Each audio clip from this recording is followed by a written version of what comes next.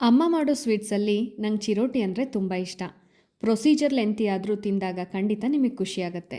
1 cup ಚಿರೋಟಿ ರವೆ, 2 cup ಮೈದಾ, ಉಪ್ಪು, ತುಪ್ಪ, ನೀರು ಹಾಕಿ ಚಪಾತಿ ಹಿಟ್ಟಿನ ಹದಕ್ಕೆ ಕಲಿಸ್ಕೊಂಡು ಮೇಲ್ಗಡೆ ಸ್ವಲ್ಪ ತುಪ್ಪ ಸವರಿ ಮಿನಿಮಮ್ 1 ಗಂಟೆ ನೆನೆಯಕ್ಕೆ ಬಿಡಬೇಕು.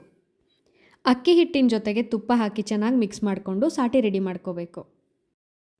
ಸಕ್ಕರೆ ಜೊತೆಗೆ 4 ಏಲಕ್ಕಿ ಹಾಕ್ಕೊಂಡು ಶುಗರ್ ಪೌಡರ್ ರೆಡಿ ಮಾಡ್ಕೋತಿದ್ದೀನಿ. ಈಗ ನೆನೆಯಕ್ಕಿಟ್ಟಿದ್ದ ಹಿಟ್ಟನ್ನು ಚಪಾತಿ ಥರ ಲಟ್ಟಿಸ್ಕೊಂಡು ಸಾಟಿ ಸವರಿ ಒಂದ್ರ ಮೇಲೆ ಒಂದು 4ರಿಂದ 5 ಹಾಳೆಗಳನ್ನ ಜೋಡಿಸ್ಕೊಂಡು ರೋಲ್ ಮಾಡ್ಕೋಬೇಕು. ಹೀಗೆ ಮಾಡೋದ್ರಿಂದ ಚಿರೋಟಿ ಪದ್ರ ಪದ್ರವಾಗಿ ಬರುತ್ತೆ. ಹಾಳೆ ಜಾಸ್ತಿ ಹಾಕೊಂಡಷ್ಟು ಲೇಯರ್ಸ್ ಚೆನ್ನಾಗಿ ಬರುತ್ತೆ. ಇವಾಗ ಇದನ್ನು ಪುಟ್ದಾಗಿ ಕಟ್ ಮಾಡಿಕೊಂಡು ಸ್ವಲ್ಪ ದಪ್ಪಗೆ ಲಟ್ಸ್ಕೊತೀನಿ.